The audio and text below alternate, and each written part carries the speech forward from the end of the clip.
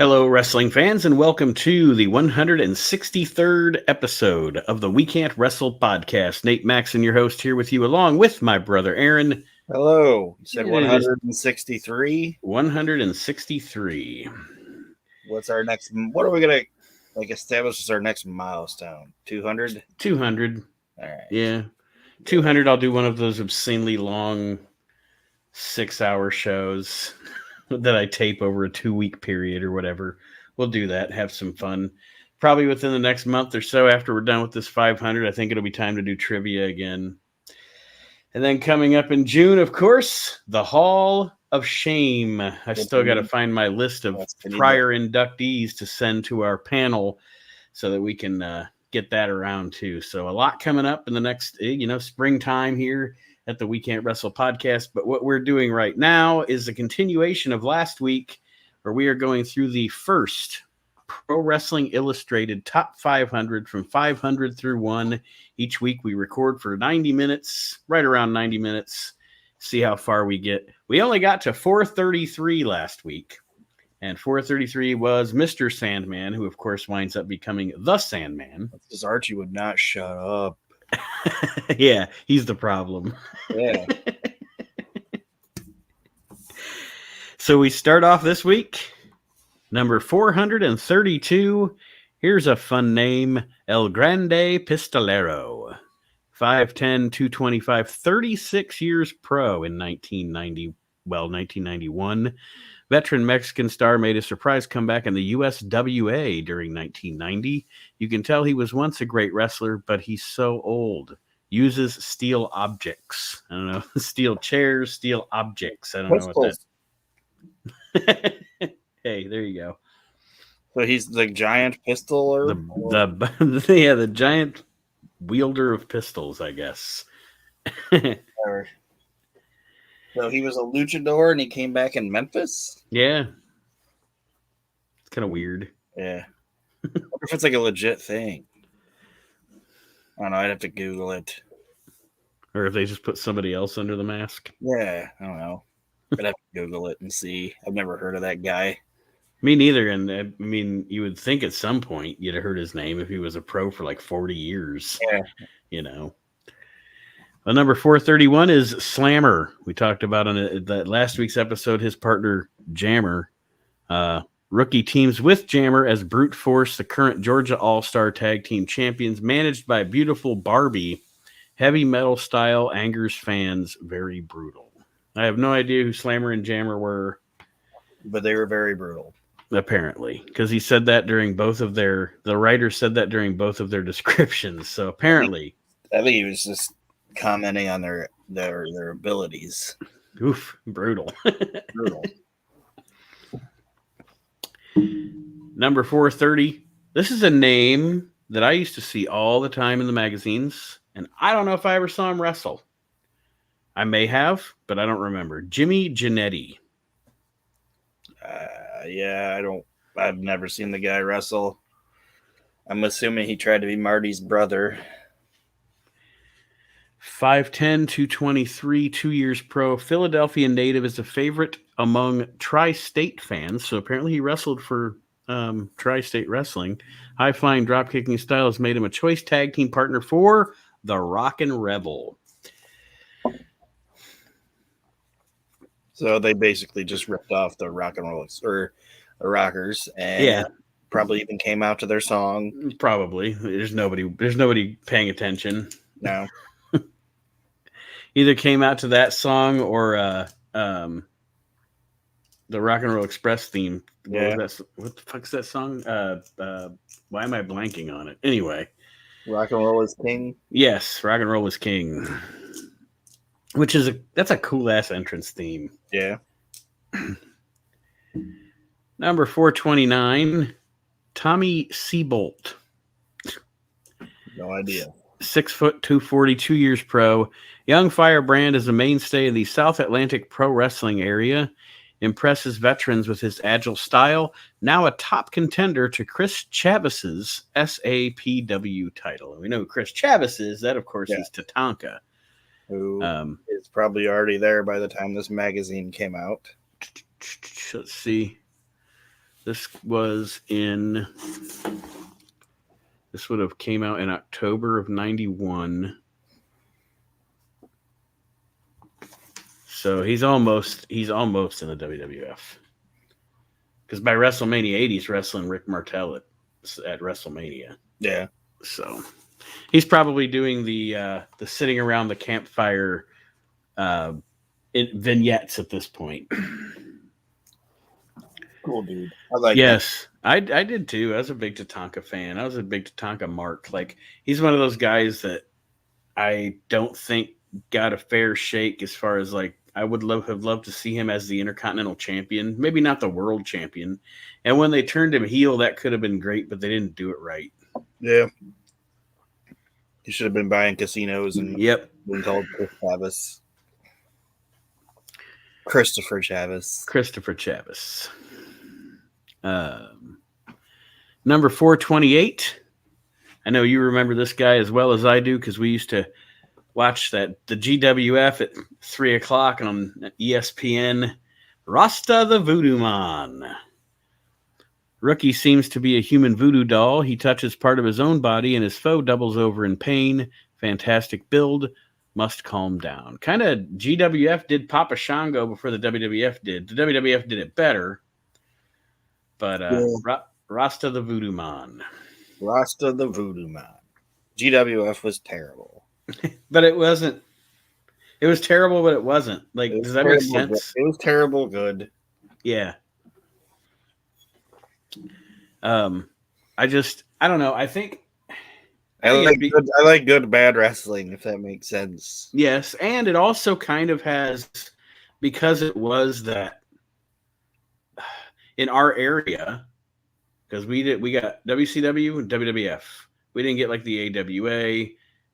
We didn't get we didn't have any big time indies around our area at the time that had TV. So like GWF for me was that other wrestling promotion that I could watch, you know, because when you're a young wrestling fan, you want to consume as much wrestling as you possibly can. So, you know, you're like, look at this guy, the Viper, the Patriot. Don't hiss me off. Yeah. The handsome stranger. The handsome stranger, Buff Bagwell. The Ebony Experience. Well, they did some angle where their sister showed up and was telling their mom died or whatever during a match. Like, what the fuck is going on? Eric Embry was around the GWF for a while. Yeah. Not Tom Pritchard, Bruce Pritchard doing his commentary. Tom Pritchard doing his commentary as Roddy Piper. Was it Tom or Bruce? Bruce. Okay. That's when Bruce said, Vince said that we got to let you go because nobody likes you around here. So he went to GWF and acted like Roddy Piper. Number 427, Jim Lancaster, 6'1", 360, 19 years pro. Grizzled vet, now competes mainly in Ohio and Detroit. Began career in the WWF in the early 70s, also known as Man Mountain Lancaster. Bulk makes him hard to beat. Another name I've heard, but don't think I've ever seen him wrestle. I don't want to. Number 426. Man Mountain something is going to be sucky. That's true. It's going to suck. Man Mountain Dean. Man Mountain Rock. Ugh. In his pajamas. Yeah. Number 426 is Thunderfoot number 1. 6 foot 234, 8 years pro. Veteran Masked Man is still competing now in IWA. Teams often with Thunderfoot 2. Brutal Duo are former Central States Tag Champs, and they are managed by the Creator. The Thunderfeet. Like we said in the last episode, why didn't they call them the Thunderfeet? Who's the Creator? The Creator. I don't know. You want like a god gimmick? I bet he's fat. A fat god? Like a fat god gimmick? I don't know. 425, Randy Rhodes. 6'1", 3. This isn't. Okay, yeah. This isn't the same guy that wrestles Dusty Rhodes or Dirty Rhodes, is it? No. Randy Rhodes, 6'1", 321, 5 years pro.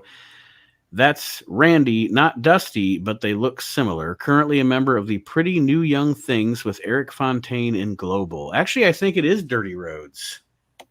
I don't think it is. I can look it up, but I'm pretty sure it's not. Because I think, well, even if it wasn't, because they were managed by Burt Prentice in the GWF. I remember the team. But maybe you're right. Maybe it's not the same guy. I don't think it was. Number 424, Goldie Rogers. 5'10", 200 pounds, 19 years pro. Blonde bearded battler is a regular in several Canadian federations. A native of Ontario, more than willing to use foreign objects, sneaky as they come. Goldie Rogers. Yeah, I don't like that. Number 423, Luscious Johnny Valiant. 6'4", 250, 22 years pro. The Luscious One is best known for his tag team with his brothers. More recently found success as a WWF and AWA manager, but still dons the tights sometimes. I'm assuming at this point he's just on the indies because he is far gone from the WWF, and the AWA I don't think is in business anymore. It's not. It was just about done. Yeah. And he is probably on this list because he was doing a little bit of shit in the AWA right before it died. Yeah. Parlez fucking goofball, man. Yeah. He was a goofball. But I don't understand. He's fucking goofball, but I always enjoyed him. Mm-hmm. Weird. Yeah, it's like what am I gonna say? So you were just saying with GWF, it's bad, but it's good. Like it's weird. It's like this is just fucking weird, and he's the only thing that ever made me enjoy Brutus Beefcake. I was just about to say, like, there's those appearances that him and Beefcake do on TNT. First of all, he I think to piss Vince off, but to rib Vince at least, over and over and over again, he says Worldwide Wrestling Federation. Brutus Beefcake here in the Worldwide Wrestling Federation. He just keeps saying Worldwide Wrestling Federation. Like every sentence, he throws it in there. Or there's that promo where he's like, "Tell him, Brutus," and Brutus just go. Yeah. But yeah, very, very odd duck, Mr. Yes, but enjoyable. Yes. Not good in commentary. Parlez-vous scrambled eggs, Grandma. Parlez-vous scrambled eggs, Grandma. I don't even know what that means, but I'll never forget it. I'll never forget it. It's like the line from Scary Movie 3. You like the Scary Movies? Yeah. So what the Scary Movie 3 is like where they're making fun of the ring and all that shit, And this is the movie they make fun of the one with the little Asian boy. That's The Grudge, right? Yes. Yeah. Well, she walks in and sees him. She's like, "Oh," because the Anna Fracas chick is a great comedic actress. She sees him. And she goes, "Huh, Benny, honey," or Benny. She sees him and she goes, "Benny, Hanna teriyaki." You can't even get it out. She goes, Benny Hanna teriyaki hibachi.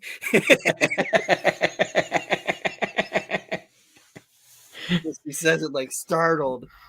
And she's like, Benny Hanna. Yeah, I just said it perfectly, but she says that, and it's one of the funniest goddamn things I've ever seen in my life.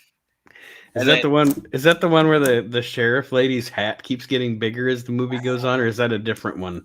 I think that's a different one. Maybe, yeah, because I think that's the one where they incorporate like 8 Mile and stuff in it, right? Yeah. Yeah. But this is the one where like George Carlin's in it. He's talking about Pootie Tang. Yeah. Shit. So yeah, but yeah.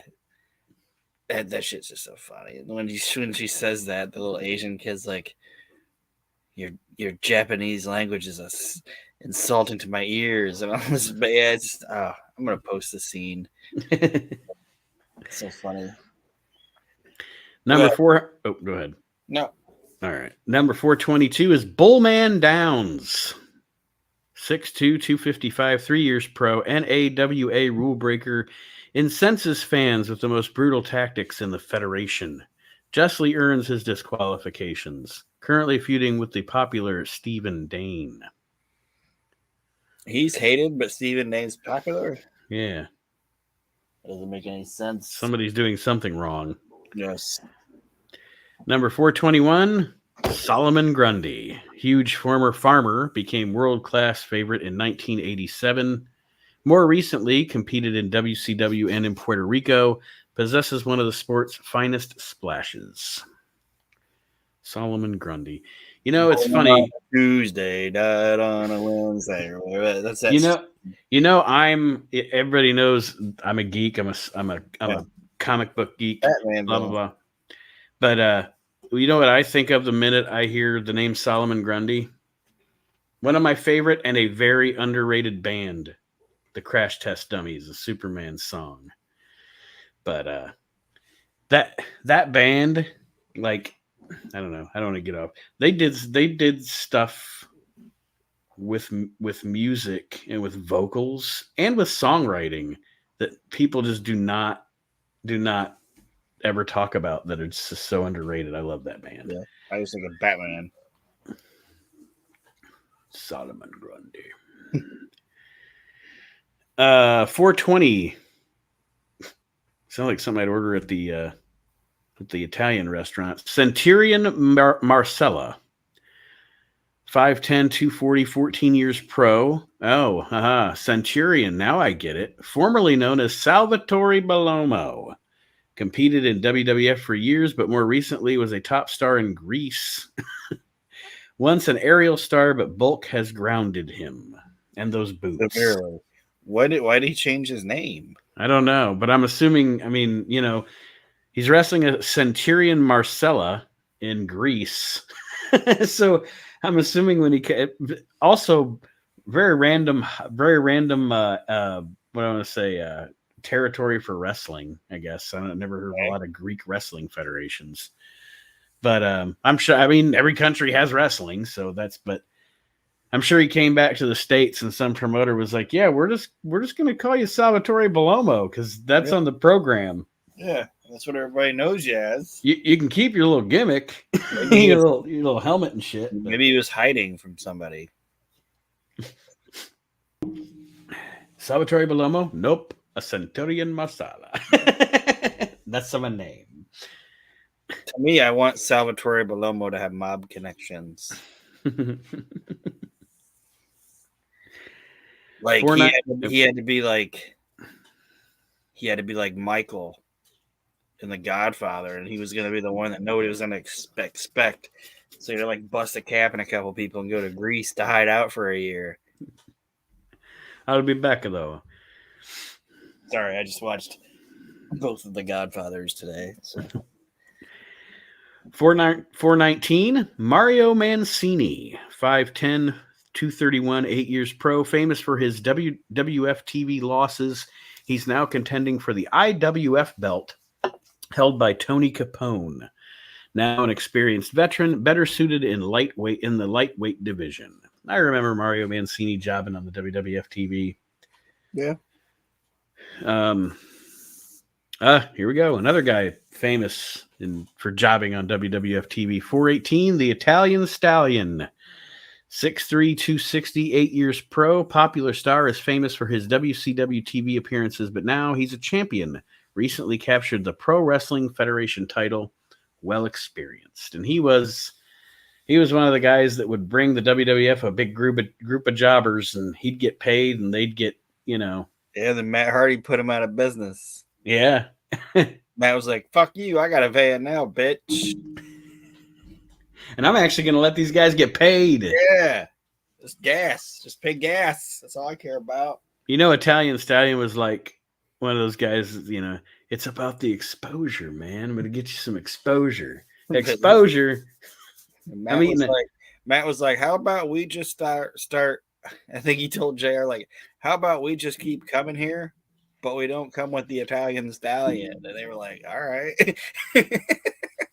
You guys are better anyway. Yeah, and they probably charged them less. That's great. Number I like 4. when I hear about somebody that's fucking people over that gets fucked over. Yeah. Fantastic. Number 417, a guy we've discussed quite a bit on the Reliving the Extreme podcast, the Rockin' Rebel. 5'9", 219, 3 years pro, popular tri-state youngster, is a tag team specialist. Incredible balance and stamina, teams often with Jimmy Janetti, has also competed in the South. So I know we on the show, obviously, if you listen to Reliving the Extreme, we like to make light of and poke fun at the funny side of wrestling. That's something we do. It's fun. And we do that here too. And we have also talked about, as a person, kind of what a piece of shit Rebel was. Yeah. But overall, what did you really think of him in the ring? Because I always when we watch him or when I watch anything from him, I thought he was literally he was a good hand. He wasn't anything spectacular, but I wouldn't say he sucked. He didn't suck. He was good at was getting people riled up. He was a good heat seeker. Mm-hmm. You know what I mean? A good indie heel. I don't think it would have translated to. He can work. He can work a room with like 2,000 people in it. And be okay. He'd have probably floundered in WWF or WCW, but you're right. Yeah, he was a good indie heel, and like I said, his work was always decent. I never saw anything where I was like, well, "This guy stinks," The most he would have ever made it in WCW, and I don't even know if he ever went there or not. I'd have to look it up. Would have been he would have been on WCW Saturday Night. Yeah, with Larry Santos and the Gambler my man. Nothing wrong with those guys, right? Those guys are smart. They got to be able to go to WCW, get on WCW TV, do 4 of these tapings, and then until they need them again, they can go around and say, "I'm Larry Santos, WCW wrestler." As featured on WCW Saturday Night. As featured, doesn't even put Saturday Night, just as featured on WCW. Larry Santos or Larry Sanders. Larry Sanders. Larry Santos. Live on tape. That's one of my favorite things ever. Is live on tape. I don't know why. It gets me every time. That show's funny as hell. It is funny as hell. It's actually shit. You know what? I haven't watched it in probably 5 or 6 years. I'm gonna start watching Larry Sanders later tonight or tomorrow. All right.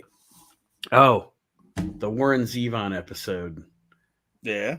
When the whole episode he's promising that he'll let him play something off his new album because he doesn't want to play Werewolves of London, and Larry's like, "Ladies and gentlemen, here with his great hit live on out there in front of the people, Werewolves of London," and then they give each other that look like Larry knows what he did, and Warren Zevon plays like Werewolves of London anyway. That's so funny. He's like, "Man, Larry, everywhere I go, they want me to play Werewolves of London. I have this great new album out." Oh shit, it's so funny. It's such a great punchline. The whole episode leads to that fucking punchline.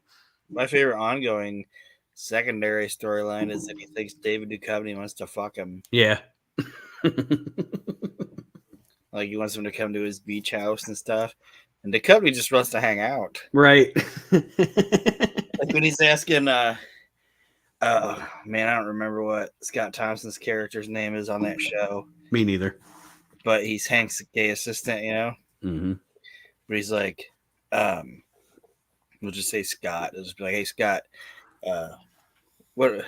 It's like, what's the consensus on Duchovny? Is he gay or straight? And he's like, "Well, it's kind of like, some of us think he is, some of us think he isn't, and then the rest of us just want to hug and kiss him." We don't care. We just want to hug and kiss him. But anyway.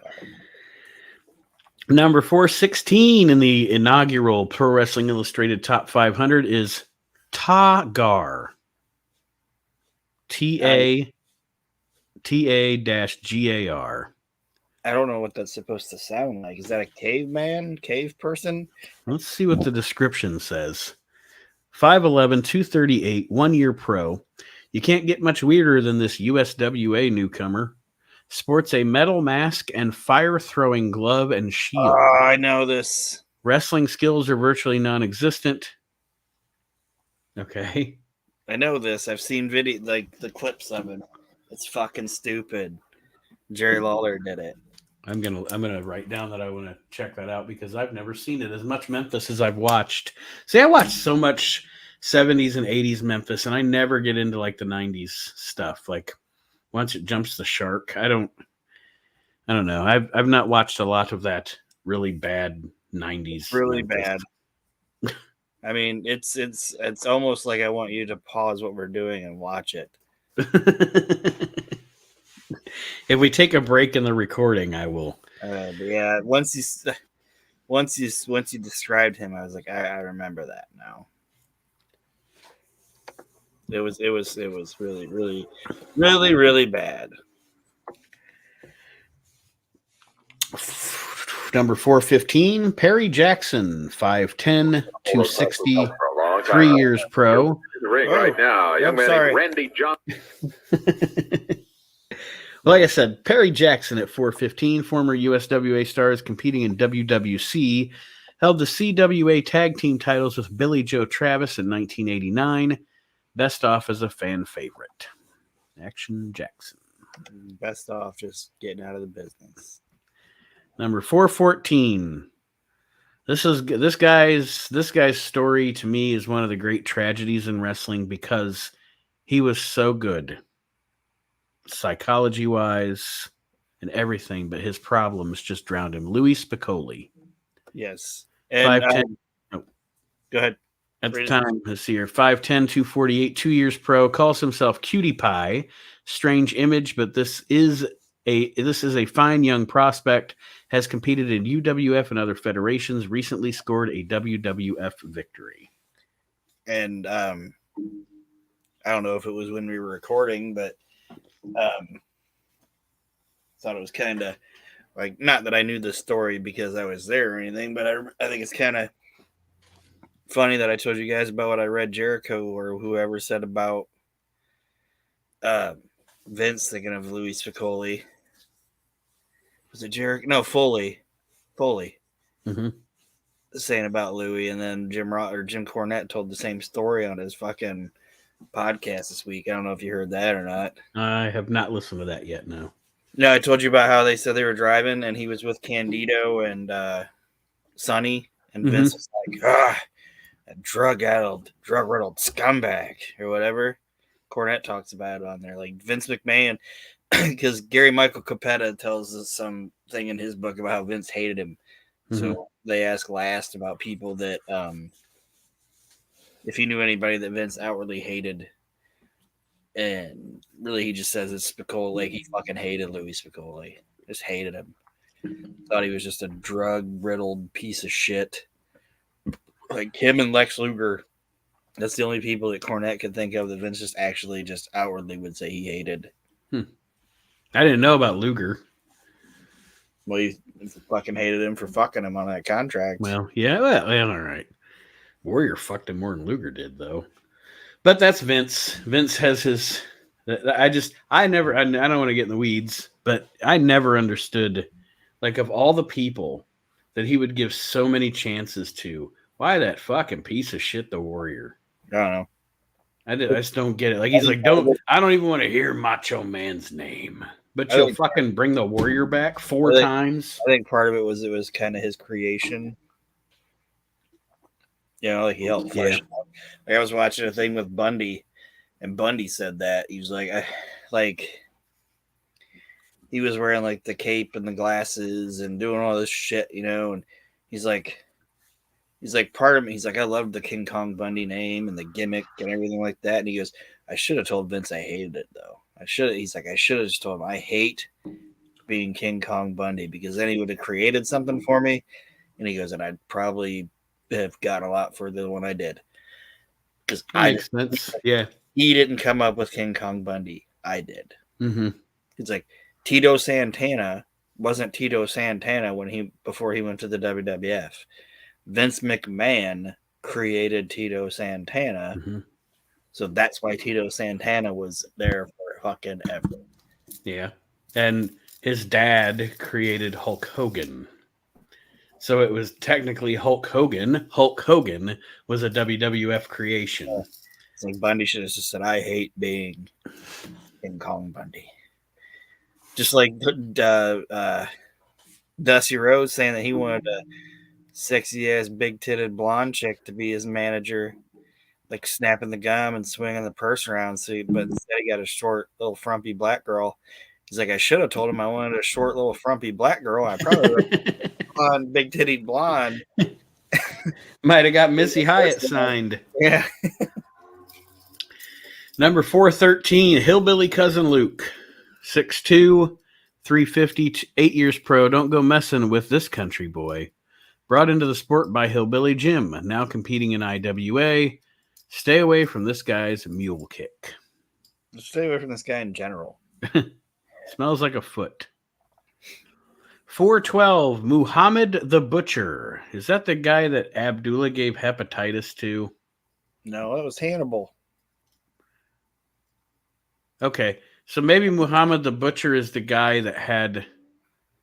I think he is the guy that had, like, sickeningly bloody matches with Abby, so they started talking about the hepatitis thing, maybe. I just remember him and Abdullah. I think it was him. I'd have to go back and look. I don't know. But anyway, 6'2", 290, 4 years pro.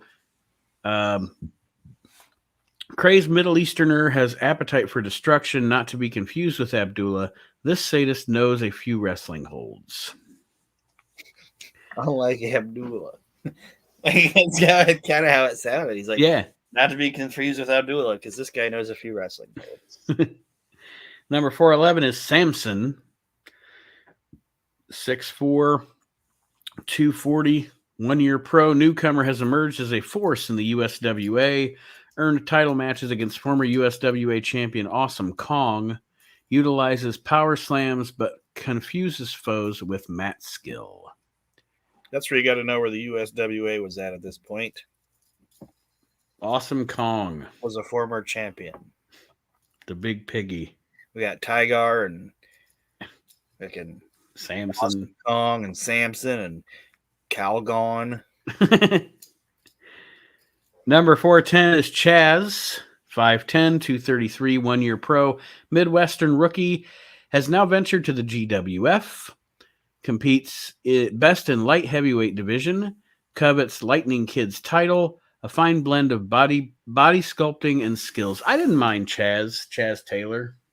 I thought him and Sean Waltman had some good matches in the GWF. Yeah. Number 409, back to USWA country. Brian Christopher. 5'10", 220, 2 years pro. I was about to say, like, he's been doing it 2 years here. Like youngster is becoming a USWA favorite. Precision drop kicks have scored victories over heavier opponents. Formerly a member of the New Kids. Brian Christopher is a guy that to me awesome. Yes. And I was gonna say Nate's known me my entire life, so he can know that I'm not just saying that because the dude died. Like, I was just always a fan of that motherfucker. And I'm not gonna say that I did not enjoy Too Cool, but I always liked Brian better as a heel. He was a great little shitty heel. Yeah. But Too Cool was actually super fucking fun. Oh yeah, no. Like I said, I'm not saying I didn't enjoy that, but I just if you would ask me, like if you would do one of your this or that games and say face or heel, Brian Christopher, I'd say heel. Yeah. Number 408, Jim McPherson, 5'10", 229, 3 years pro, known as Jungle Jim because of his ultra-athletic style. The current New Jersey-based WWA Junior Heavyweight Champion has also competed in the WWF, probably as a job guy. 407 is... Let's see, this is going to be... Okay, so it's Master Blaster. 6'3", 255, 3 years pro. Formerly the teammate of Master Blaster Steel in WCW. Tank-like build, boasts a wealth of power, famous for flying shoulder tackle, now an independent circuit. So that's Al Green. Isn't he? That's Al Green, right? Well, I mean, he's 6'3", so it's obviously not Kevin Nash. No, I think that was the one that... Was that Al Green wasn't one of the Master Blasters? I think he was, but I think this is the one that got fucking... No, that would be Al Green. Because there was another Master Blaster Steel or whatever that teamed with Nash, and I think it was some team or whatever fucked him up, and he just left, and they never came back. There was also, for some reason, I think there was also another team that they had that was similar to them. Like I don't know. WCW at that time was ignorant. Those gimmicks were just coming and going. It was just Jim Herd trying to recreate WWF shit and didn't know what he was doing and didn't know what he was looking at when he had it. I know Kevin Nash, okay, is not. He's not fucking William Regal or fucking Chris Jericho. You get what I'm saying? Yeah. He's not Shawn Michaels. But how do you look as a wrestling? You're in the wrestling business, and you have a guy that looks like Kevin Nash, and you have no fucking idea what to do with him. Right. Okay, so I was looking here. You were right. Because I looked up Master Blasters on Wikipedia, and it just takes you to Kevin Nash. But he was the Nash debuted as the orange-haired Mohawk Steel, one half of the tag team known as the Master Blasters. He was initially partnered with Master Blaster Iron. Okay.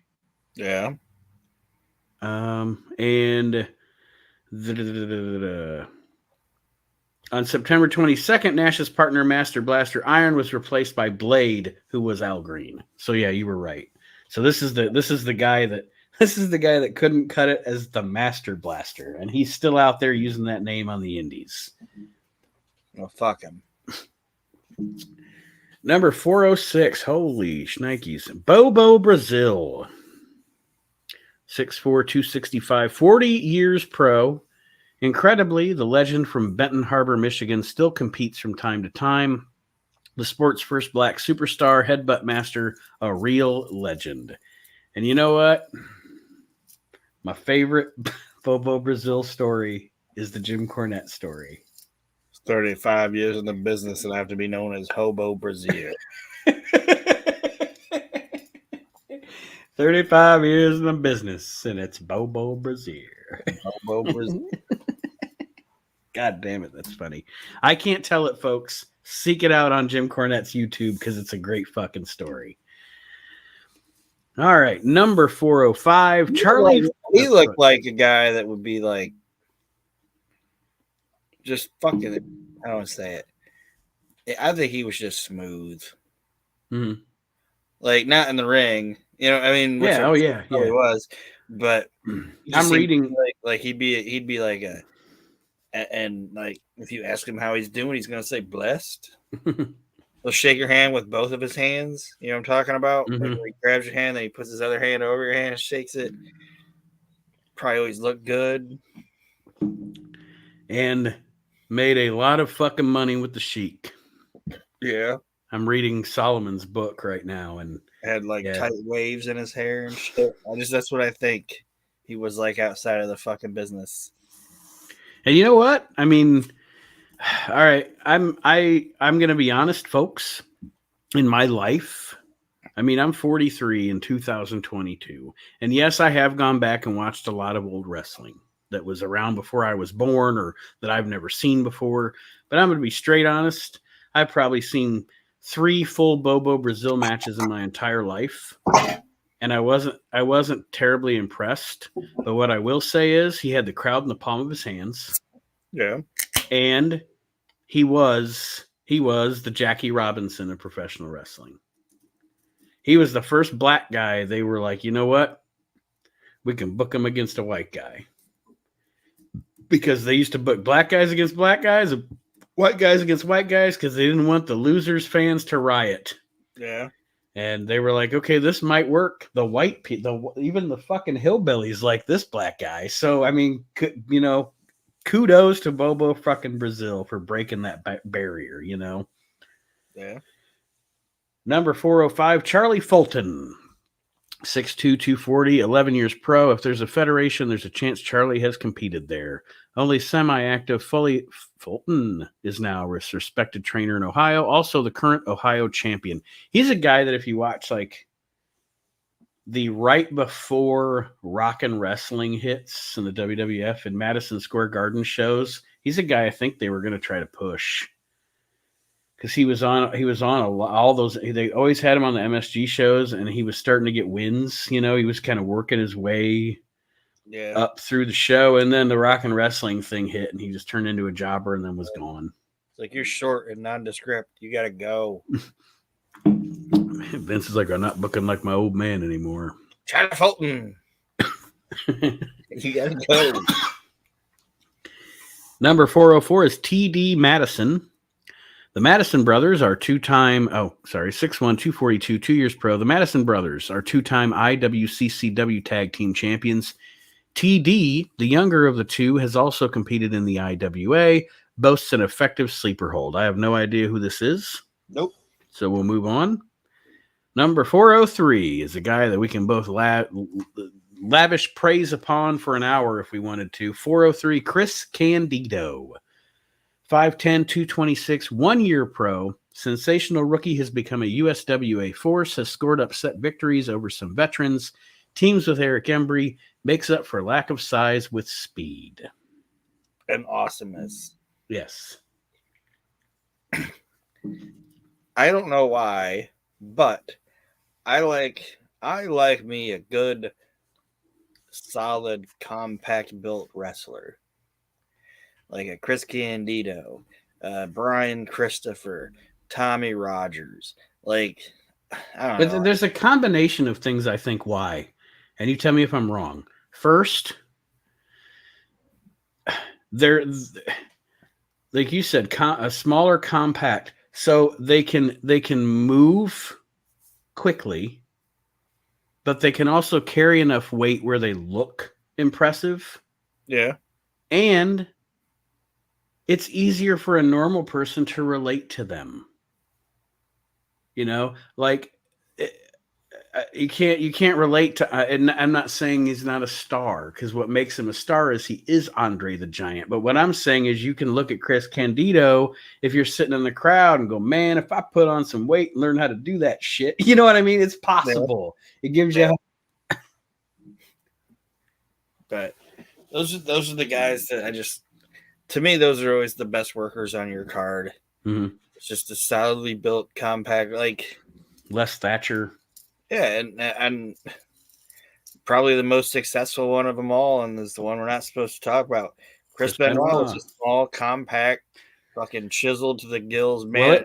Though it doesn't matter if we're supposed to talk about him or not. He should be on any list. And I'm never going to advocate. I'm never going to advocate for him to be in a Hall of Fame, but you can't not talk about him to talk about great wrestling. I mean, we're almost to the point in Reliving the Extreme where we got to talk about him and how fucking great he was. Well, shit, I don't even know why I didn't think of this guy. Somebody I'd probably even put over him is Dynamite. Yeah. Dynamite might be the fucking greatest professional wrestler ever goddamn put on a pair of boots. You know what I mean? Like, I'm just gonna be honest with you, he might be, but I just that style, that little style of wrestler. That's my favorite type of wrestler to watch work. Number 402, another great style of wrestler to watch work. George South, 6'2", 234, 9 years pro. You name the place, and this veteran has wrestled there. Best known for his appearances on WCW TV. Actually, a fine grappler who gives his all, even when outweighed. What can you say other than this guy's a great fucking worker? Some of the best workers in the business didn't win a lot, Yeah.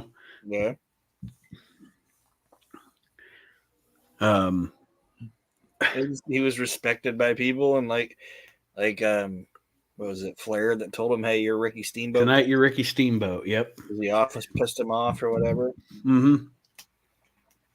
So yeah. Number 401, Lou Fabiano, 6 foot, 275, 6 years pro.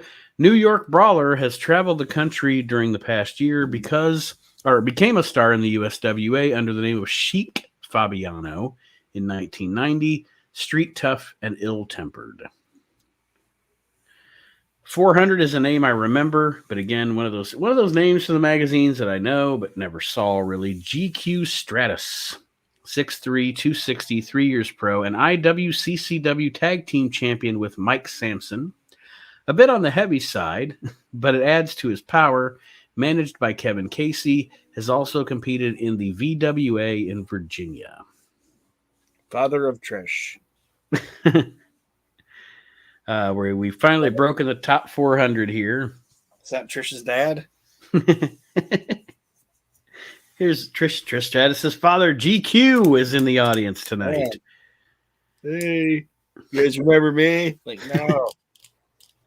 Number 399, Jim Powers. 6'1", 235 years pro, formerly a member of the Young Stallions with Paul Roma in the WWF, has stayed scientific even though Roma has gone sour, high-flying favorite of the female fans. 5 years pro. This is 90, essentially. So that means he started in 85. Man, he was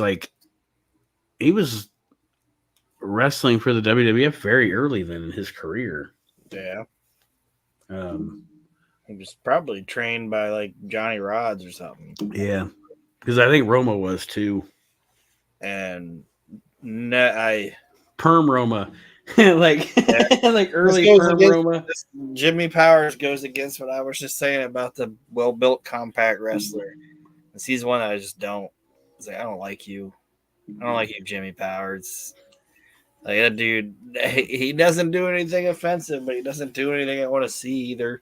Yeah. Like it's like you are the blandest of the bland.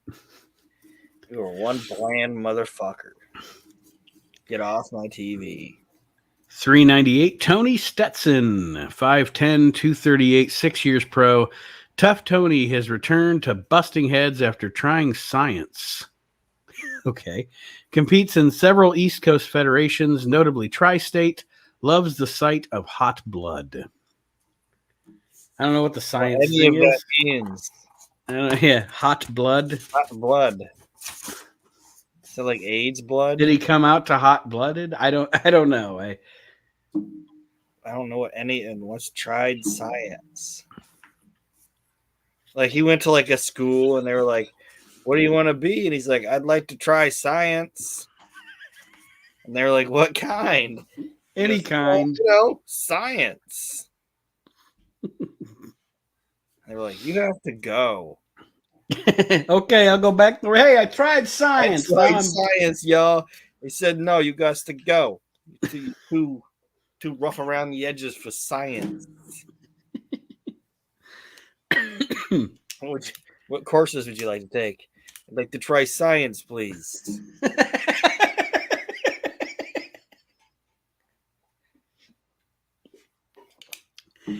And can I do that? Can I do that through transcription, like at home? With the Suzanne Summers deal. Science. Science. You know that thing she blinded that guy with? Okay, I need to take a pee and smoke break. All right. I'll watch that Tagar thing while I'm smoking. I sent you a link. Okay.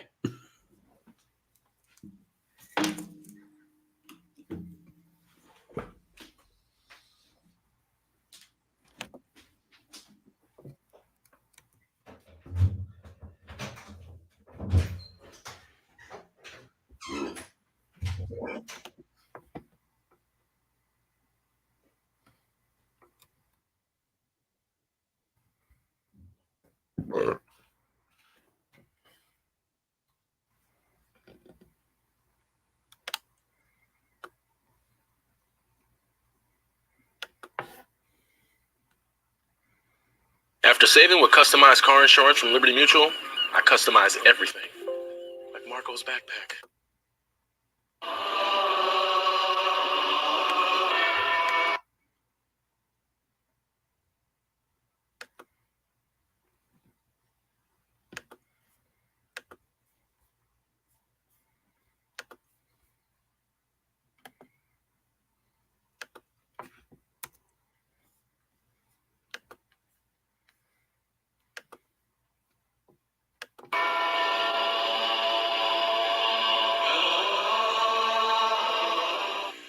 I have roamed the galaxy in search of battle.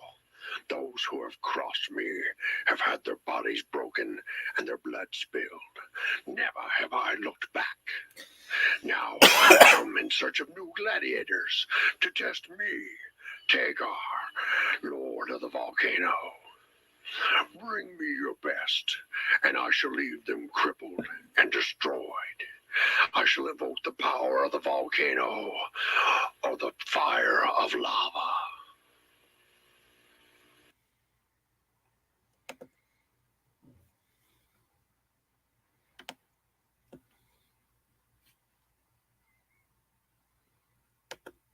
Johnson waits along with referee Paul Neighbors. We are waiting for Tagar.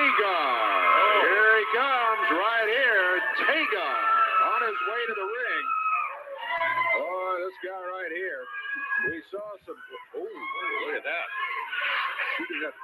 Whoa, my goodness.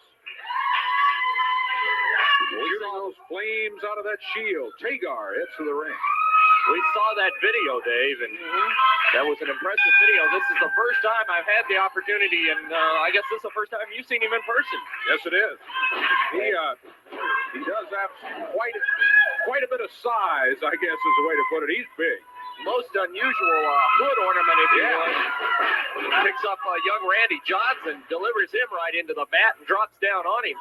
Looks like he can wrestle too, Dave. Yeah, he's not really giving Randy Johnson much of a chance here. He grabbed him early and went to work on a big clothesline there with that big glove on. He's got that glove. Uh-oh, what's he going to do? He's setting that glove up. Whoa! Shooting the fire, came right down on him with the claw. 1, 2, 3. He got the quick 3 count, and Tagar has that claw locked into the temple area. Referee calling for the bell again, Dave. Apparently Tagar doesn't want to release this. Oh, uh-oh! Here comes Bill Dundee! Yeah. He's going to release it now! Look out! That'll break up that claw. Bill Dundee with a folding metal chair across the back of Tagar. Yeah. He actually broke that chair over the back of Tagar. Tagar not wanting to relinquish the claw hole on young Randy Johnson and Bill Dundee. Well, That's right, brother. Let me tell you something, Dave Brown. And this can happen to any athlete, and I'm making no excuses. Well, maybe I'm making a little one. Now, everybody can go into a slump, and Bill Dundee's been slumping around here for a while. I ain't been winning an awful lot of matches lately because I had Jamie Dundee on my mind. He was running around with every idiot in the wrestling business, and they were taking him down the wrong road. Well, he's back home with his dad where he ought to be, so I don't have nothing to think about except wrestling. And Tagar, you think you're going to make a reputation on me, brother? No, you're not. You're big and you're bad. Now, when you wrestle on the first match or the second match or the third match, you don't make an awful lot of money. You got to be up there in the main event, or you got to have a belt around your waist. Well, for 16 years I've been around here, either the main event, the semifinal, I got a belt around my waist, and I liked it. And I'm going back to that because what was bothering me isn't bothering me anymore. My boy's home, and Tagar, I'm making a reputation on you at the Pitkin building Monday night, so we'll just see how big and bad you are. Oh, you're impressive, brother. You go to the gym and you pick up all them weights. Well, so do I. And if you're a good wrestler, we'll find out. And if you can fight, we'll find out. And I'm taking you out, brother. well, I tell you, the superstar.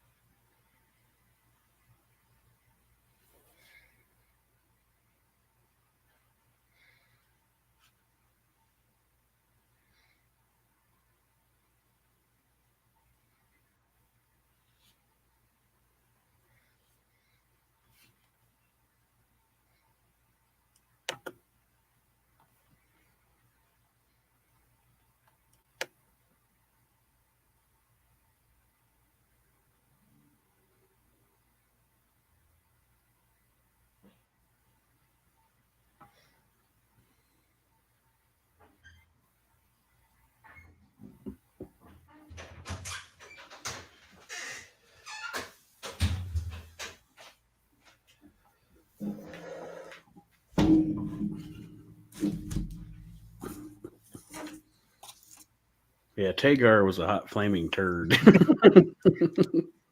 And was that a Tin Man mask from Wizard of Oz, or I don't know what it was. The first comment on the match I watched is funny though. I just watched the match. It was like that volcano fireball elbow though. that guy must be an AEW fan? Oh, he's being sarcastic, but it's just funny. All right, let me see. 56. All right, up next here, number 397, Carl Styles. 6'3", 270, AJ's dad. 6'3", 275, 6 years pro. Former PNW champion, recently returned to the sport in the USWA. Broad and powerful, ribbing over glass eye turned him into a rule breaker. I don't know what that means. Currently unaffiliated. Was he in Smoky Mountain? Yeah, I think he was Dutch's bodyguard or whatever. Yeah, okay. Yeah, because I when I saw the name, I was like, I think I know who this dude is. And then he went away because like he said he was like mentally challenged or something. I don't know. Dutch Mantel got away with some very offensive things in Yes. the arenas of Smoky wrestling. Yes, he did. He said that Brian Lee shot up a school, just all kinds of different shit, and it was fucking awesome. 396 Moondog Spot, 6'2", 298, 14 pounds. Replaced King. 14 pounds. 14 years pro, sorry. 298 pounds. It's a emaciated dog. Replaced King as a member of the WWF World Tag Champion Moondogs in 1978. Has been barking ever since. Now an IWA favorite. Still carries his big bone. And anytime he wanted work in Memphis, he got it too. Number 395, Leatherface, 6'6", 322, 1 year pro. Huge rookie, would like us to believe he's the same man from the Texas Chainsaw Massacre films. There's some talent under that mask, feuding with Jerry Lawler. I don't think... This isn't Corporal Kirshner. This isn't Kirshner. Okay, yeah. Well, yeah, I didn't think so. I mean, it says 1 year pro, but kayfabe, they could have put that in there. He's in Japan.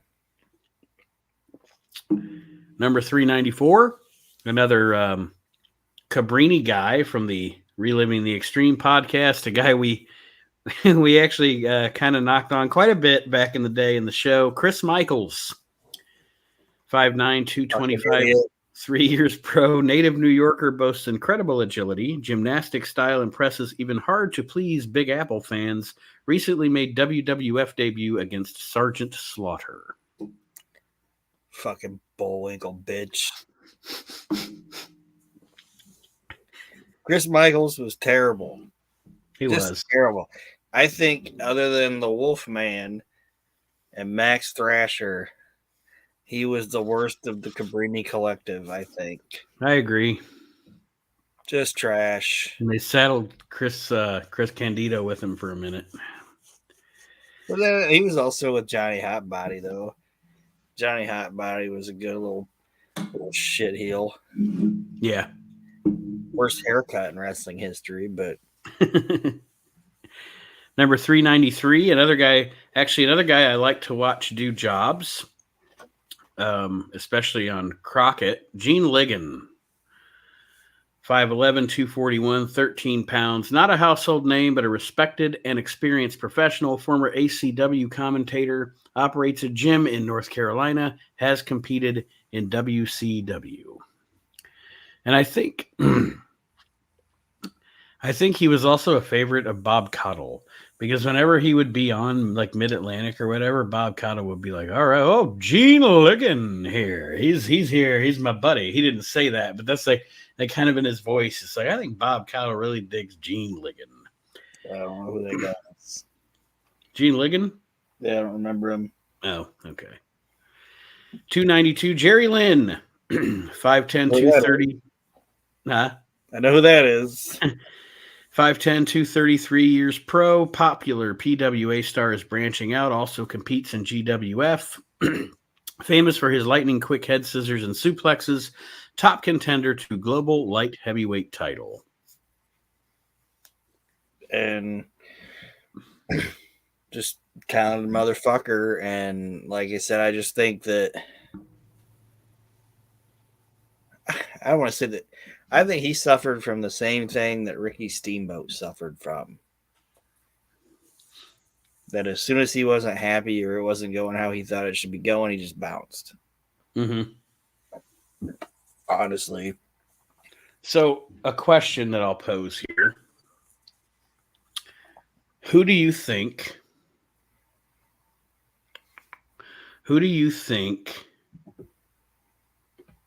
gave Rob Van Dam his best matches? Jerry Lynn, Eddie Guerrero. There was somebody else I was thinking of. Chris Jericho. Because those are probably my 3 top RVD match opponents. And I would lean toward Jerry Lynn, because Jerry Lynn and RVD were like the best thing. Those ones were better because they were I don't want to say it. They were given a lot more time. Yeah.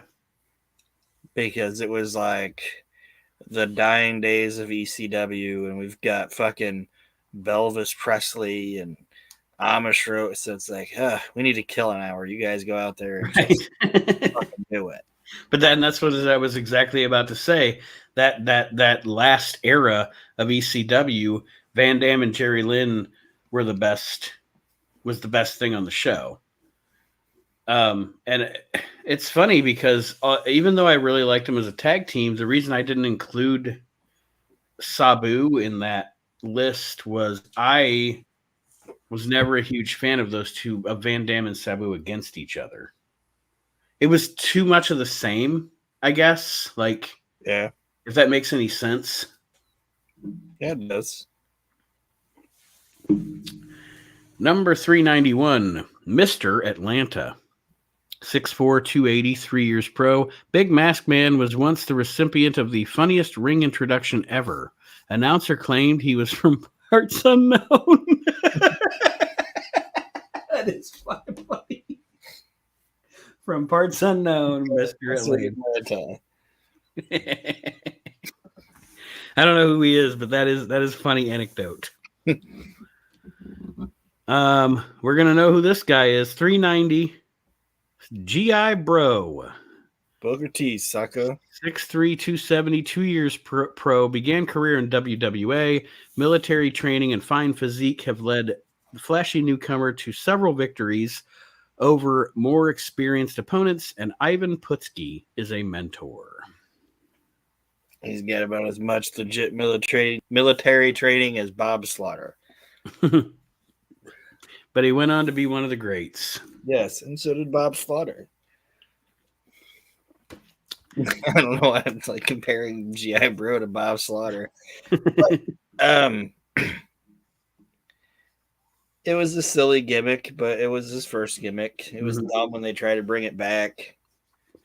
Absolutely. It's like stupid when they tried to bring it. Like it was just completely dumb. It was completely fucking tone deaf to try to bring that back.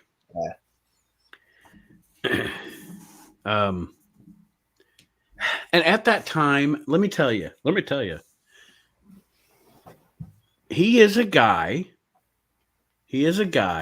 that Booker is a guy that Vince Russo ultimately did right by.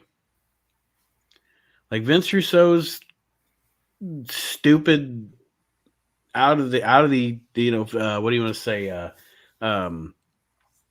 Crash TV booking. I think that Booker T's rise is probably the best thing to come out of the Vince Russo era of WCW. Yeah. I know that, like you said, they did some silly shit to get there, but what they did got him even more over than he was. it made the WCW fans realize he was their home guy, you know, kind of like Sting. Yeah. And so, yeah, I mean, I would say, again, like you said, it was stupid that they did that, or that they said he could no longer use T and, you know, silly shit like that. But overall, like I said, I think he was the one guy that other than Jarrett, that Russo really did right by, and that his booking actually benefited, I guess I'll say. Yeah. And then he went into the WWF, and now I don't even think of Booker as a WCW guy. Yeah. I think of Booker as a WWF guy that spent some time in WCW. Yeah. 389, Sabu. 6 foot, 220, 1 year pro. Wild rookie is a crazed brawler. Style has been compared to the original Sheik. Talented aerial competitor, but not above using foreign objects. Sabu, what can you say? You know, I mean, one of the most unique wrestlers of all time. Yeah. And, I mean, like you said, just unique, and nobody else looks like that guy. Nobody else works like that guy. And he's not the same, but he's almost like an Undertaker. Like, you know what I mean? Mm-hmm. Like, you're not going to repeat it. You're not going to copy it. And if you did try to copy it, everybody would be like, fuck off. Yeah. Fuck off out of here. Number 388, somebody I've never heard of, Mike Servich. 6'1", 245, 1 year pro, muscular rookie, is making waves in Georgia. Scott Steiner lookalike, boasts similar power. Just a few months of pro experience under his belt. Fan favorite. It sounds to me like he probably went back to his day job pretty quickly, because I've never heard of him. Yeah. No fucking idea. 387, Jose Luis Rivera. Yeah. 6'2", 248. Well-traveled pro, is well known for his WWF TV appearances. Fares better in independence. Has provided commentary on the WWF's Spanish programs. Also, one of the conquistadors. Yes. That's not in this bio, but also one of the conquistadors. Which I'd have to go back and find the match. There's a match where Gorilla Monsoon accidentally calls him that while he's dressed like one of the conquistadors. Really? Yeah. Like, he does a move or whatever, and Monsoon's like, "Oh, fantastic move from Jose Luis Rivera there." Oops. And the funny thing is, they were like, fuck it. They didn't even edit it out. Who gives a shit? 386, Bob Cook. 6'4", 267, 5 years pro. Long, lanky veteran, is well known in Florida rings. Also famous for his appearances in televised WCW matches. He's the man Dustin Rhodes beat in his pro debut. Well, good for him. He's also the guy that the Steiner brothers used to kick the shit out of. Absolutely. There's a match. I don't know who Bob Cook's partner is in the match. I don't remember. But there's a match on WCW Saturday Night from, I think, 90. Would it be 92? 92 is when they had their run with like Gordy and Williams, right? Yes. Okay. So it was around that time. But there, you can tell, and you can tell, folks, and those of you that are fans of theirs know, you can tell those nights. They're kind of like the Road Warriors. You can tell those nights where Scotty and Rick are fucking worked up.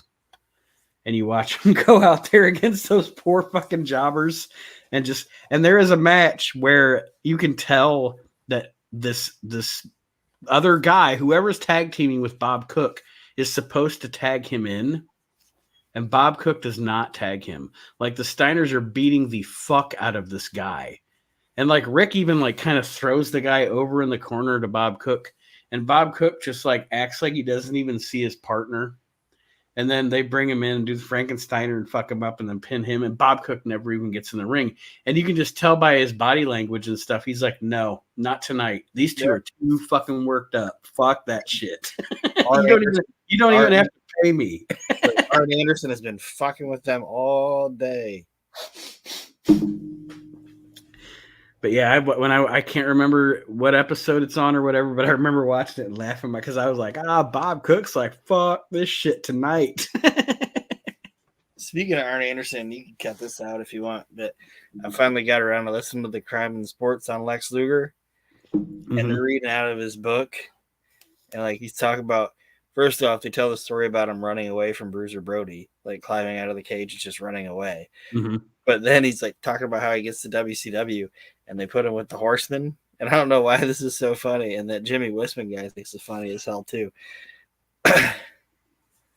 He's like, so I'm with Arn Anderson and Lex Luger, like they're reading excerpts from his book, and he goes, so now he's like Jimmy, you got to understand now he's with Lex is now with Ric Flair, Tully Blanchard, and Arn Anderson. These guys aren't body guys, but they're like some of the best wrestlers in the world at the time, you know. He goes, and then Lex would say he would he's like in Lex's book he says, I would try to contribute to the match and say I think we should do this, this, and this, and Arn Anderson would look at me and say, shut the fuck up, eggplant. Just do what you're told. Eggplant. And Jimmy Westman was like, what the fuck does that mean?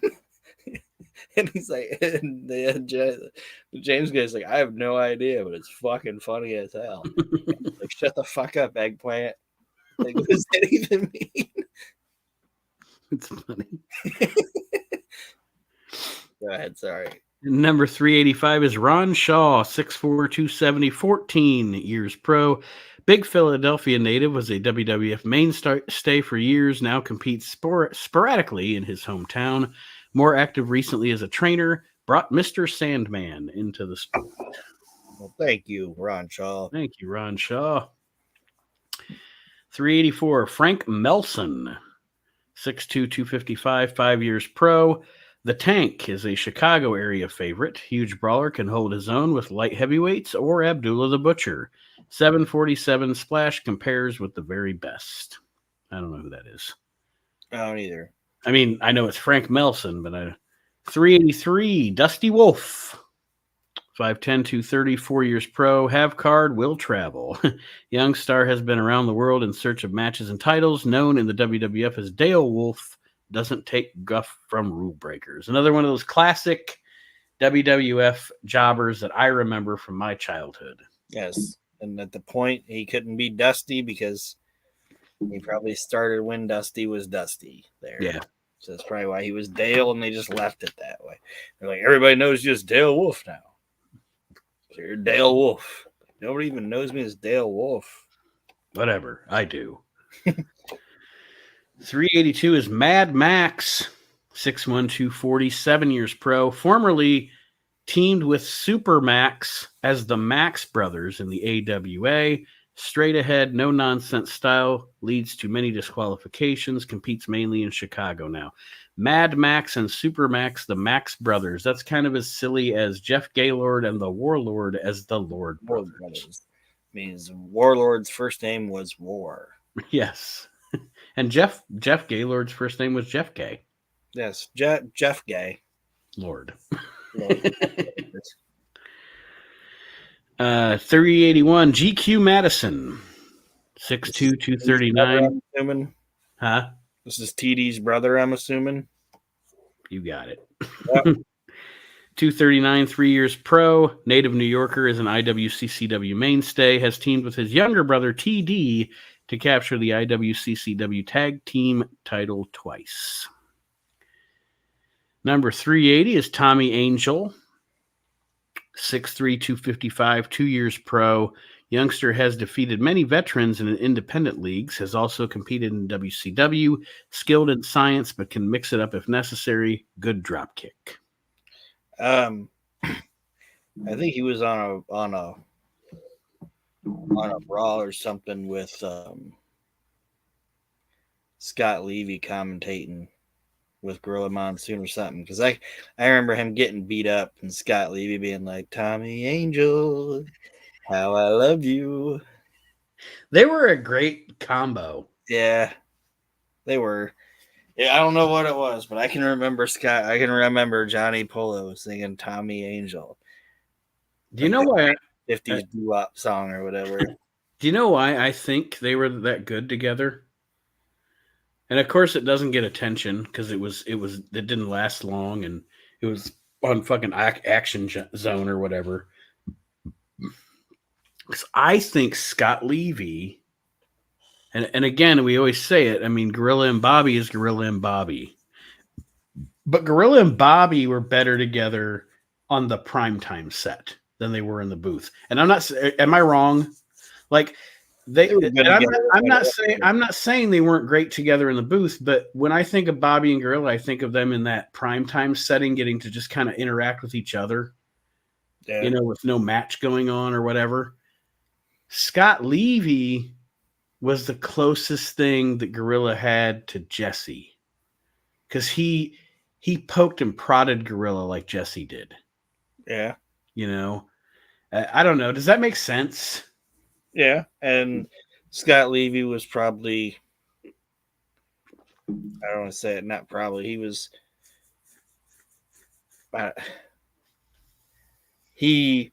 probably like, this is Gorilla Monsoon. Good Lord. You know what I mean? Mm-hmm. Like, I might fuck with everybody else in this goddamn company and not go to work. Like, there's stories where he says that he told the production studio that he was at the office, and he told the office he was at the production studio, and he was just at home smoking weed and shit. Because Mania took him like 10 minutes to write. Yeah. Like, I just had to write some shit for Pettingill and Bounce, you know? But I'm sure when he went in there with Gorilla Monsoon, it was probably like, all right, Mr. Monsoon, let's... And I'm sure Gorilla Monsoon was like, give it to me, kid. You know, I've worked with fucking Jesse Ventura. I've worked with Bobby Heenan. I've worked with Johnny Valiant. I can take it. Give it to me. Will you be serious?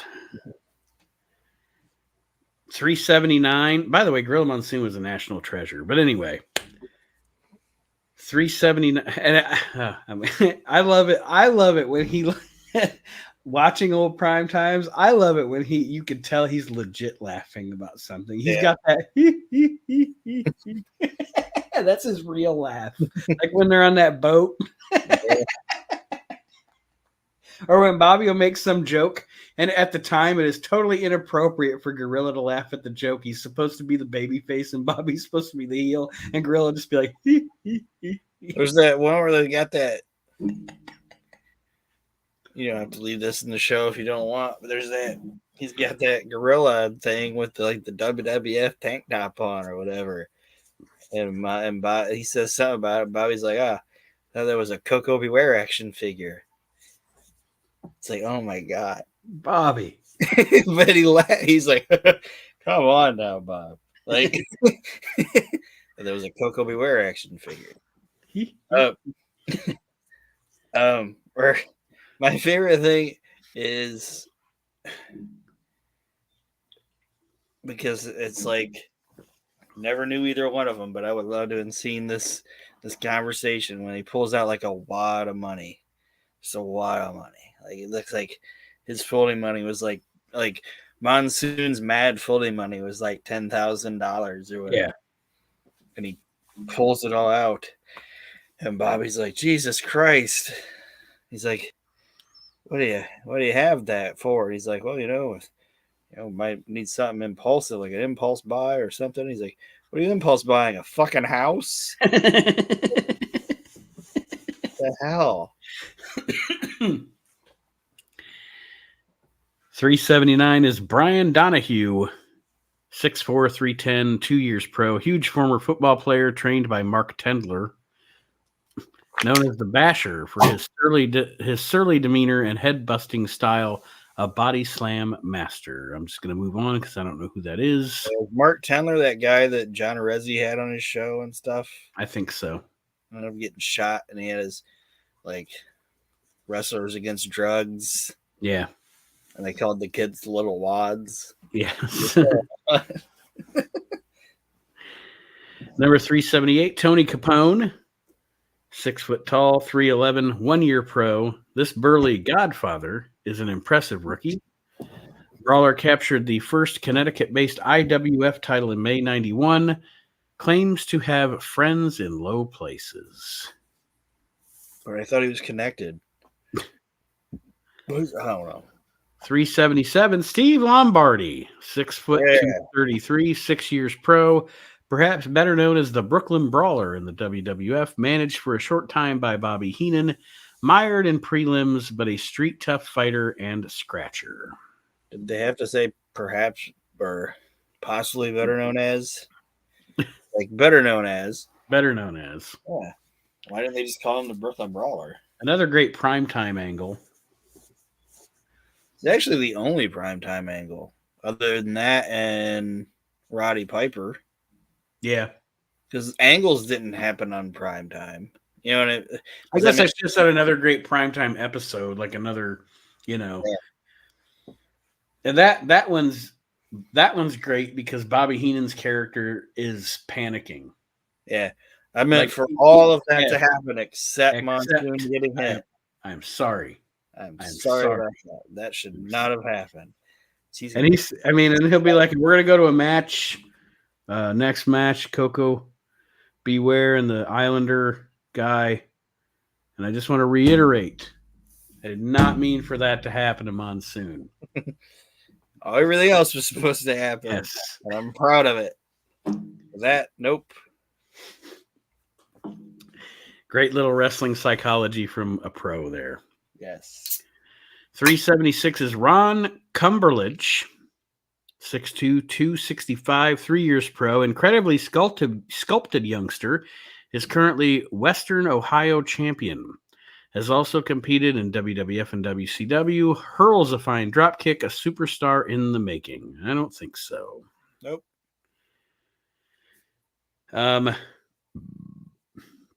Number 375 is Haas, 6'4", 399, 2 years pro. Huge super heavyweight. Native Texan, trained by Larry Sharp, formed a tag team with another big man, Chief Thunder Mountain. Haas. Like Arn Anderson would say, I don't know you. Haas and Big Thunder Mountain. Yes. Whatever. 374 is Mark Starr, 5'11", 235, 5 years pro, formerly a member of Wildside with Chris Champion. Duo held the CWA tag title in 1989. Starr competes in Florida now, surprisingly ring-wise for such a young man. I think he was a WCW jobber too. Yes. Yes. 373, J.T. Smith, 6 foot tall, 238, 1 year pro. Impressive rookie is the new tri-state champion. Thrills fans with drop kicks and off the top rope maneuvers. Made debut in June 1990 against Mr. Sandman. And we all know JT. ECW. Yes, from ECW and Bushmouth.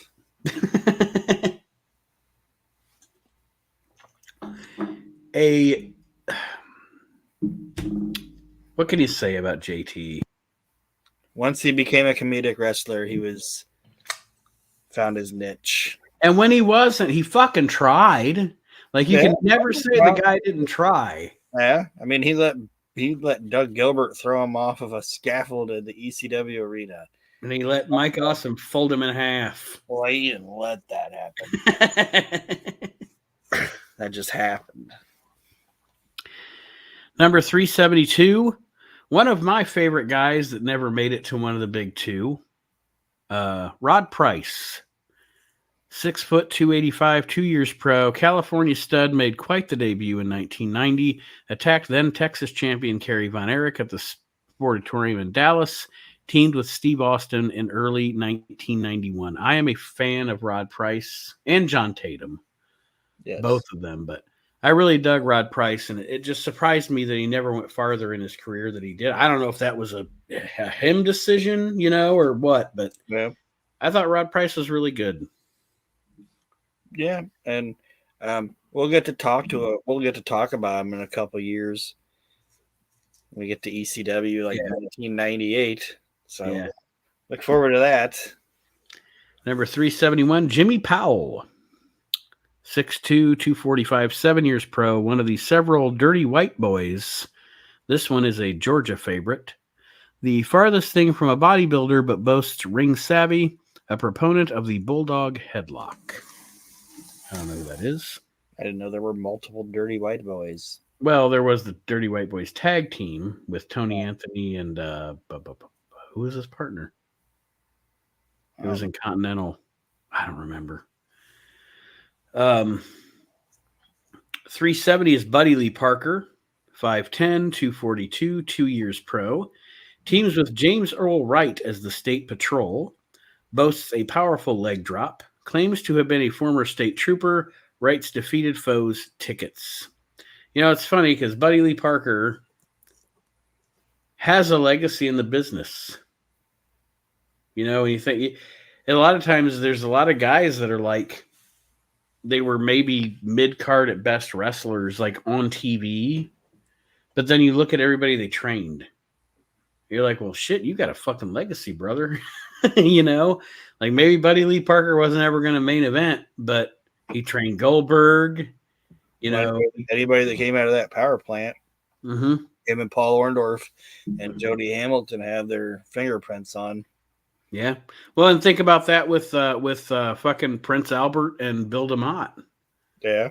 You know, think of all the current people that are wrestling right now in the AEW and WWE that those guys have their fingerprints on. Just better not be a female talent there, Matt. Number 369. Yeah. Axel Rotten.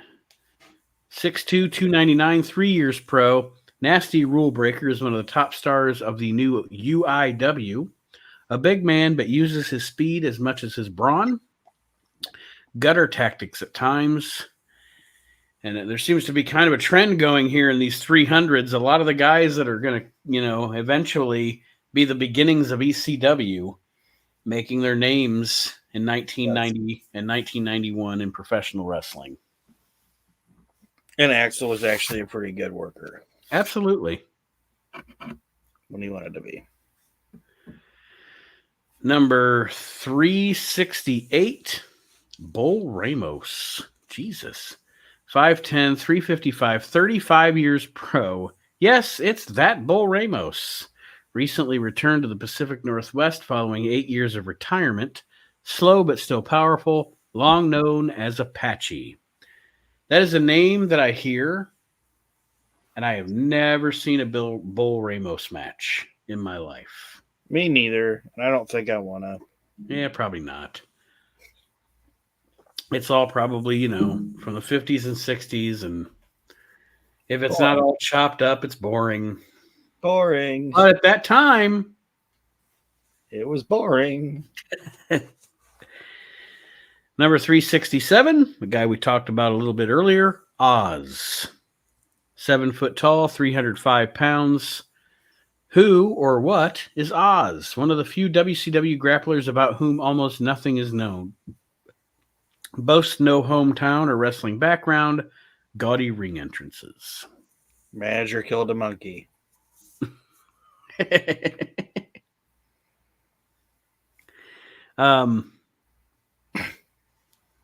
The Oz gimmick was stupid. Yeah, Oz for one isn't a person, it's a place. 2, big rubber mask. And like I said, who looks at a guy that looks like Kevin Nash and goes, let's make him the Wizard of Oz? Like, no, let's not, and say we did. Mm-hmm. Like, this is stupid. The smartest thing. One of the smartest decisions in the history of wrestling was for Kevin Nash to lie to WCW.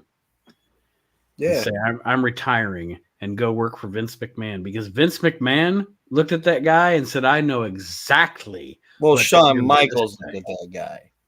Well, Shawn Michaels put him in front of Vince is what he contributed. Yeah. I'm just saying, like, but what you're saying is right about how Kevin Nash was, I don't want to say, like, he got him in the door, and then Vince was like, all right, yeah. Like, when he showed up, he was like, Jesus Christ. We're going to put the rocket on this motherfucker. Who's that motherfucker? God damn. Well, and then they always say, what have you done? Well, I was a Master Blaster Steel. Then I was Oz. Then I was Vinny Vegas. Then I was Vinny Vegas. Yeah, it's like they had no fucking idea what they were doing.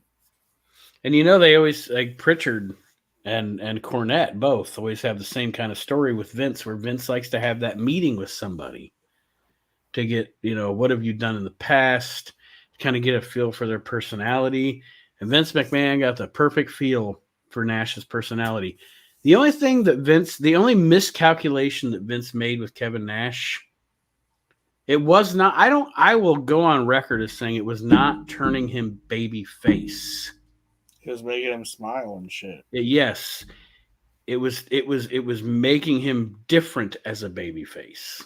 If he had the hindsight of 3 years later, being like, oh, I can let Steve Austin just be Steve Austin and still be a babyface. Or The Rock, I can let Dwayne be Dwayne, but he'll still be a baby. If he would have just let Kevin be Kevin, but a babyface, I think Diesel's title reign would have been much different. Like as far as box office and stuff goes. Yeah, I agree. All right, we got a few more. We'll do 2 more, 3 more. We'll do 3 more. All right. 366, Larry Winters. 5'10", 243, 8 years pro, veteran Philadelphia native, has been a champion wherever he has traveled. Held the NWF belt in 1986.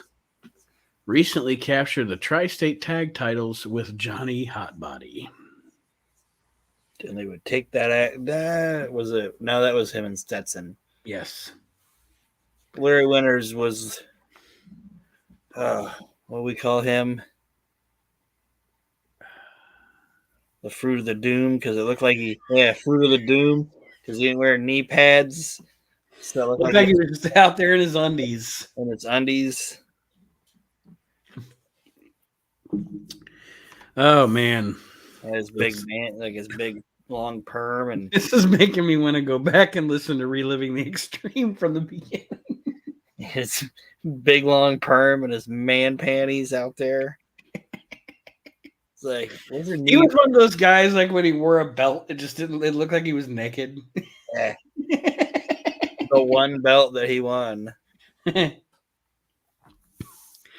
All right, 365. And you know what? I'll be honest. We did make fun of Larry Winters' appearance on the show a lot in the Reliving the Extreme. He wasn't a bad worker.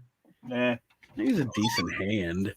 He was never going to be a world's champion or a main eventer, but all right, 365. Brady Boone. 5'7", 209, 7 years pro, a cousin of Billy Jack Haynes. Only lack of size has prevented him from becoming a main event star. Learned outstanding aerial moves in Japan. A force someday. I don't think this is a guy we've ever discussed on the show. Brady Boone. Battle Cat. Yes. He was a good worker. Yeah. And he had a good look. So I don't know what happened with him. He became a ref in WCW. I think it's because he just wasn't like big or whatever. Mm-hmm. And then he died. Well, there you go. There's a story, folks. I mean, I don't want to say like then he died. Yeah. Maybe he would have. He might have been able to have a comeback or whatever, but. I just didn't. To be honest with you, I just had to plead ignorance because I didn't know if he got hurt or whatever happened because it just seemed like it just stopped. You know what I mean? Yeah. Like he was a prospect and then it stopped. Yeah, like I said, he just became a ref in WCW. Then I think he died in a car accident. I think he was like tight with like Kurt Hennig and Scott Hall and those guys. He was buddies with all of them. All right, the last one we will do here this week on the We Can't Wrestle podcast, number 364, Ricky Nelson. 5'10", 231, 3 years pro. He's not the 50s singer. Handsome youngster is making important strides. Competes on and off in WCW, but has become a contender for the U.S. belt in the IWA. Impressive Boston Crab. Yes. I've seen some stuff with him, but like I said, every time I see his name, I'm like, why didn't he change his name? Yeah. Like, he went by Ricky Nelson. Who's up next? Danny Bonaducci? Like, he got up to Vince. Like, I wonder if he ever worked worked for Vince. And he was like, Vince, you told me I'd become a star here, and I haven't even made it to MSG. And Vince is like, I beg your pardon. I never promised you a rose garden. Or Madison Square Garden. Yeah. No, a garden party is what I meant. I know, but I just rolled with what came to the top of my head. Yeah. Well, that being said, Taking you to a garden party. That being said, ladies and gentlemen, that's it. We went 90 minutes. We are going to wrap it up here on the We Can't Wrestle podcast. We'll continue this adventure next week. We'll get to start at 363 in the first ever Pro Wrestling Illustrated 500. Hopefully Archie will be back with us next week. He had a family deal this weekend, and we wish him the best and his family.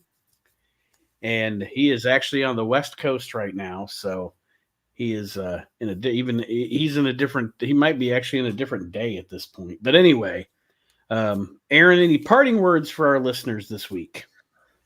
Just thanks for listening, guys, to all the shows. And keep on keeping on. And we're going to do some Reliving the Extreme this week. We got this WCW out here. If you listen to my program, the next thing we're going to be discussing is Spring Stampede. So 97. So looking forward to that. Just appreciate all 5 of you keeping on. I'm kidding. There's more than I appreciate it. And of course, listen to Archie's show. If you smell what the rock is cooking, if you smell what the Arch is cooking, I don't want to get sued there. If you smell what the Arch is cooking, where he is our modern product show each and every week here on the WrestleNet Radio Podcast Network. So be sure to listen to his talk about NXT and AEW every week. And actually this week, his 50th episode has dropped. So that being said, we will see you all next week as we continue this journey through the inaugural Pro Wrestling Illustrated 500. We'll see you next week, everybody, on the We Can't Wrestle podcast. Have a spectacular? Yeah. Have a spectacular week. That's what I meant. Spectacular sounds like one of those words Vince would come up with. Yes. It's the most spectacular SummerSlam of all time. Actually, now he'd be like, it's the most spectacular. He's like